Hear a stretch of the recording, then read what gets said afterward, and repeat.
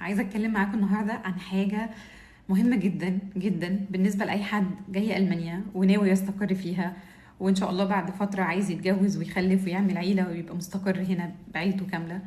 وهي ولادي اللي أنا هخلفهم هنا دول وهربيهم هنا هيطلعوا عاملين ازاي؟ وهل هي دي حاجة كويسة إن هم يتربوا في بلد غير بلدهم، في بلد غير بلد باباهم أو مامتهم، بلغة مختلفة، بثقافات مختلفة، بعادات مختلفة، بدين مختلف، حاجة completely different. أم، هل ده قرار صح؟ هل ده قرار صح؟ هل أنا لما أعمل حاجة زي كده أنا كده بنفعهم؟ هوفر لهم حياة كويسة؟ هيطلعوا في هل ده قرار صح؟ هل أنا كده بنفعهم؟ هربيهم في بلد كويسة هيطلعوا أم، عندهم فرصة في حياة أفضل؟ ولا ده قرار غلط وإن أنا المفروض أفكر فيه قبل ما أعمل حاجة زي كده؟ فانا عن نفسي انا يعني عايزه اتكلم في الموضوع ده معاكم بايجابياته وسلبياته، وخلينا نشوف مع بعض الموضوع ده يعني كتير في حاجات كتير تتقال، وفي النهايه انا بقول وجهة نظري، مش لازم تلتزم بيها، مش لازم كل حاجه هقولها تكون صح واللي انت شايفه ممكن تكون مختلفة، ولكن أنا بتكلم من واقع خبرتي إن أنا عايشة هنا بقالي 10 سنين وعندي أطفال، فأنا يعني اكيد عديت بالمرحله دي واكيد بفكر فيها ولحد النهارده اكيد وكل يوم بفكر في الموضوع ده. طب هربيهم ازاي؟ هعمل ايه؟ هتصرف ازاي لو حصل كذا او كذا؟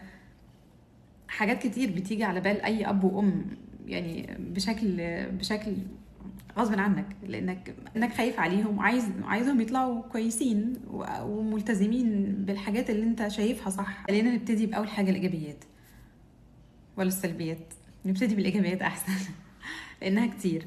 اول حاجه، اولا انت من اول ما بتفكر تخلف في تامين صحي متكفل بكل حاجه، بكل زيارات الدكتور، بكل الكشف والاشعاعات، حتى الولاده نفسها انت ما بتدفعش فيها اي حاجه لان التامين بيغطي لك تكاليف الولاده. ولما ربنا يكرمك وتخلف بتاخد فلوس من الدوله، حاجه اسمها كيندر، بتبقى حوالي 250 يورو، ودي بتكون كافيه انها تساعدك في مصاريف الشخص الجديد اللي انضم للعيلة، لأنه أكيد محتاج أكل معين، لبن، محتاج دايبرز، محتاج حاجات بتاع الأطفال يعني. فهم بيساهموا معاك في تربية الطفل ماديا، والمبلغ ده بيفضل يتصرف غالبا لحد سن 18 سنة. فتخيل انت يعني انت مش محتاج تحوش له حاجة انت لو حوشت له بس المبلغ ده انت اوريدي هتعمل له مبلغ محترم، على ما يعني ما يوصل 20 سنة هيبقى عنده مبلغ كويس في البنك. ف تربية الأطفال هنا ماديا مش مرهقة إطلاقا، ولكن هي مرهقة نفسيا وجسديا ومنتلي عقليا، لأن أنت طول الوقت أنت خصوصا لو لوحدك هنا ومفيش عيلة حواليك. تربية الأطفال هنا مش مرهقة ماديا ولكن مرهقة نفسيا، لأن أنت طول الوقت لوحدك، سواء أب وأم لوحدهم زي أنا مثلا، أنا جيت ألمانيا لوحدي، في حاجة ناقصة، العيلة ناقصة، الجد، الجدة، العم، الخال، ولاد العم، ولاد الخالة، الصحبة، اللمة اللي بتبقى حوالين الأطفال وهم لسه مولودين، دي مش موجودة. بيبقى إرهاق لأن أنت بتبقى عايز طول الوقت تعود النقص ده بحاجة تانية، فبيبقى ضغط نفسي أكتر. لأن مفيش حد تاني هيعلم ولادك غيرك، مش هيتعلم، ما بيشوفوش حد تاني غيرك. فغالبا من سن الجامعة، يعني من سن 18 سنة، لو الجامعة مش قريبة على البيت غالبا بيسيبوا البيت وبيروحوا يشوفوا بقى، يعيشوا في مكان تاني وبينفصلوا تماما عن العيلة. فانت فالأطفال عندك مش مسؤوليتك طول العمر. كمان هنا أغلب الناس هنا لما ولادهم بيكبروا بيبتدوا يخشوا الجامعة، لو الجامعة في مكان بعيد عن البيت أو حتى هم حابين إن هم ينفردوا بقى خلاص، يعني أنا عايزة أبقى مستقلة عن الأهل، فبيروح يعيش في سكن الجامعة ويبتدي يشوف حياته بشكل مستقل عن الأهل. فبتشوفهم بعد كده بقى في الاجازات والحاجات دي، ولكن مش زي عندنا ان مثلا هما بيفضلوا قاعدين مع الاب والام لحد ما بيتجوزوا. فمفيش حاجه اسمها ان انا مسؤول عن ولادي طول العمر، مفيش حاجه اسمها كده، لان ده مفيش حد يقدر يعمل كده، يفضل طول العمر مسؤول عن حد. مسؤوليه كبيره على حسب مواعيدهم انا برتب حياتي. ف على حسب مواعيد مدارسهم هترتب اجازاتك، هترتب سفرياتك، هترتب حياتك.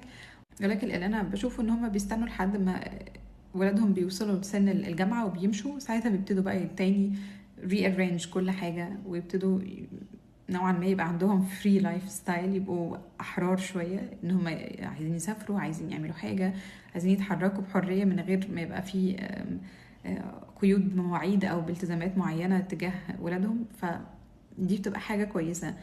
غير عندنا غير عندنا اللي هو يفضل طول الوقت شايل هم ابنه، حتى يبقى ابنه كبر واتجوز وقاعد في بيته وبرضه لسه بيفكر او الام لسه بتفكر في ابنها او بتفكر في بنتها. حته العواطف الزياده اللي ما بيننا دي، ما بين الاب والام والبنت وامها، قليله قوي هنا. انا ما بشوفش مثلا حد، ما بشوفش حد يقول انا ماما قالت لي ما اعرفش ايه او بابا قال لي ما اعرفش ايه.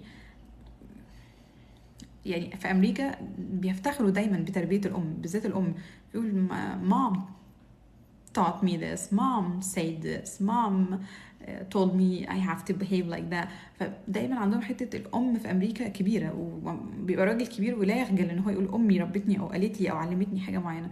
في ألمانيا استحالة، أنا عمري ما سمعت حد بيقول أمي قالت لي ولا أبوي علمني. ما سمعتهاش والله، ما شفتش حد بيقول حاجة زي كده. حاجة تانية مهمة إن الولاد هنا على حسب تربيتهم، على حسب الطريقة اللي بيتربوا بيها، بيطلعوا أحرار. أحرار بمعنى إن هو يقدر يقرر لنفسه حياته، ويقدر يقرر لنفسه اختياراته، ويقدر يقرر لنفسه الكلية اللي هيدخلها وشريكة حياته اللي هيرتبط بيها، بدون زن من حد، بدون ضغط من حد أو تحكم من حد أو رفض من حد. هنا الحتة دي، ودي ليها سبب لانهم زي ما قلت، هو من سن 18 سنه او 16 سنه او whatever، من اول ما بيسيب اهله هو اوريدي خلاص بيبقى بيشتغل وبيبتدي يصرف على نفسه وبيدرس وبيشوف حياته. والاهل بيبقوا اوكيجنالي بقى بيقابلهم في المناسبات، سواء في كريسماس، في ايستر، خلاص هما بيبقى فيه نوع من الثقه من الاهل، وبيبقى فيه نوع من الثقه من الابن نفسه او البنت، اللي هو خلاص انا اقدر اعمل حياتي بنفسي، اقدر اتحرك، اروح هنا اجي هنا، وحتى لو عملت غلطات فانا قبلاها لانها جزء من سيلف ليرنينج. انا بعلم نفسي ازاي اكون افضل، او ازاي اتعلم ان انا اعيش او اتعامل مع الناس دي بشكل احسن. ف حياتي ان انا اعمل ميستيك مش نهايه الدنيا. غير عندنا بيبقى دايما الواحد خايف انه يعمل غلطه، خايف يختار غلط، خايف يدخل كليه غلط، خايف يختار شريك حياه غلط، فتلاقيه دايما بياخد اراء ناس ما لهمش علاقه بيه اصلا ولا هم في ظروفه ولا فاهمين دماغه، وليهم طريقه تفكير مختلفه واختيارات مختلفه، وليهم يعني باك جراوند غيره. وبيبتدوا يقرروا له هو المفروض يعمل ايه ويختار مين ويعيش مع مين. يعني مأساة ان واحد يبقى مثلا داخل على 30 ولسه مش عارف يختار لنفسه. لو انت اصلا مش عارف انت عايز ايه، فالناس دي هتختار لك على اساس ايه؟ انت مش عارف نفسك، انت مش عارف الحاجه اللي هتريحك مع فلانه دي، او الحاجه اللي انا محتاجها، الاكسبكتيشن بتاعتي من الريليشن شيب، توقعاتي من علاقه مع حد هتبقى عامله ازاي، ايه اللي انا محتاجه، ايه اللي انا هديه، ايه الحاجات اللي هينفع اتساهل فيها مع حد، الحاجات اللي مش هينفع اتساهل فيها خالص. كل الحاجات دي بتبقى واضحه من قبل كده، عشان لما ندخل في ريليشن شيب ما نخبطش في بعض يعني، وما نبقاش يعني ماشيين عكس بعض. لا، نبقى فاهمين كل واحد فينا هيعمل ايه، او قابل ده ولا مش قابله من الاول خالص، ونبقى واضحين، فالدنيا تبقى هاديه يعني. فدي بتهيألي جزء من التربيه نفسها، ان هم بيطلعوا من الاول ان هم مش مرتبطين يعني. حتى ارتباطهم بالاب والام مش اللي هو زينا بقى، اللي هو اسافر فاعيط واقعد بقى 3 ايام مكتئبه هم مش كده. فبحس ان هم حته ان هم يقدروا يبعدوا عن حد دي سهله يعني. انا عرفت فلانه وفلانه دي طلعت مش هي الحد المناسب ليا، فخلاص انا هسيبها، مش هموت نفسي بقى عليها يعني. ما شفتش حد مثلا عايز يغير نفسه عشان يرتبط بفلانة دي، او عايز يغير فلانة دي عشان هو يرتبط بيها. ما فيش الكلام ده. هو انا زي ما انا جيت كده بالباكج بتاعتي، بتربيتي بقى، بالحاجات اللي انا موجودة فيا، يا تقبلها ما تقبلهاش. فعشان تطلع حد زي كده وواضح وستريت فورورد، ما دي بتبتدي بدري، بتبتدي من التربية يعني. لو انت انسان اتربيت على انك تكون انسان حر وتعرف تقول رايك ويبقى عندك ثقه في نفسك وتعرف تختار لنفسك، يعني الكونكلوجن بقى بتاعت كل ده الخاتمه بقى بتاعت الموضوع ده، ان انت هتعرف توصل لحد، هتلاقي حد مناسب ليك، لان انت اوريدي فاهم نفسك. ولما بتتخرج هتلاقي مكان تشتغل فيه مناسب للشهاده اللي انت اخدتها. مش هتلاقي حد عاطل ما بيشتغلش، او مش هتلاقي حد مثلا مهندس بيشتغل شغلانه متواضعه عشان مش لاقي حاجه مناسبه ليه. غالبا ده مش هيحصل، لان هنا الدراسه بتأهلك لسوق العمل، فانت هتخلص دراسه هتشتغل في مكان كويس وهتضمن لنفسك حياه كويسه. طب ايه المخاوف بقى؟ المخاوف ان انا ولادي ما يطلعوش بيسمعوا كلامي، ما يطلعوش في طوعي، ما يطلعوش بنفس المينتاليتي او بنفس العقليه اللي انا عايزهم يطلعوا بيها. في حاجات انا شايف ما ينفعش يعملوها وما اتمناش ان هم يعملوها، فعايزه ابعدهم عنها. وفي حاجات خطوط حمراء ما ينفعش يعدوها، عايزه احطها لهم واضحه. وفي حاجات انا خايف ان هم ينجرفوا في الطريق ليها، لان في النهايه احنا في مجتمع غربي، فحته ان هو يكون قادر يعمل الغلط هنا اسهل بكتير. فانا هحميهم ازاي من حاجه زي كده؟ انا اعرف ناس كتير رجعت لانها عندها نفس المخاوف دي، وفضلت انها ترجع وتعيش في مكان متواضع. فرصة حياة قد تكون معدومة تأمين صحي مفيش، حياة آدمية مش موجودة، ولكن هم اختاروا ان هم يرجعوا عشان شايفين ان في المكان ده بصرف النظر الحاجات دي مش موجودة، بس هقدر اربيهم زي ما انا اتربيت، يعني هطلعهم زيي. في ناس بتفكر كده، وفي ناس بتقول لا، يعني هل كل الناس اللي عايشة في بلاد بره ولادهم بيطلعوا وحشين؟ برضو اكيد لا. ولا كل الناس اللي بتتربى في بلدنا بيطلعوا حلوين؟ برضو اكيد لا، لان الرك في النهايه بيبقى على الاب والام، الرك على الاهل، هم اللي بيربوا، هم اللي بيكبروا، هم اللي بيعلموا.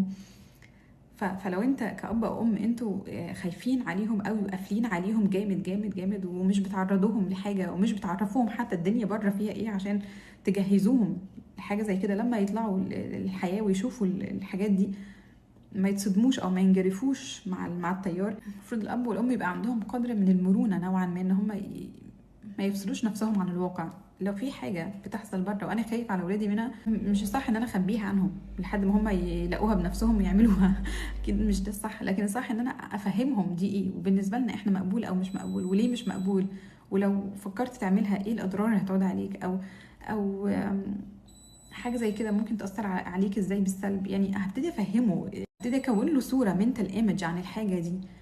والصوره دي بتفضل، على فكره الحاجات دي بتفضل في ذاكره الاطفال، واحيانا بتعمل عندهم حاجز من ان هو يعمل حاجه، لانه بيبقى دايما حاطط رابط الصوره دي بالاكشن ده، فهو مش هيعمل. النهايه هي مسؤوليه الاب والام، مش مسؤوليه الاطفال او مش مسؤوليه الابناء ان هم يطلعوا ناس اسوياء.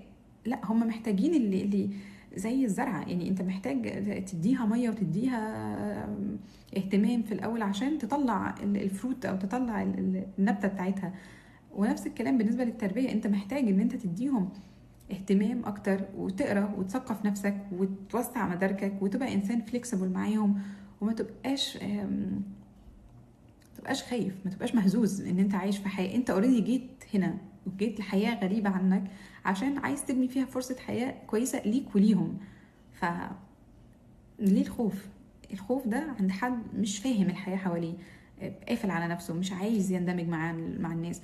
مش بقول يندمج ان هو يعمل حاجات هو مش راضي عنها، ولكن يفهم حدوده فين، يفهم هو ليه مش عايز يعمل الحاجات دي، يبقى عارف ويبقى كلير، ويقدر يوصل ده لولاده والناس اللي معاه بشكل ما فيهوش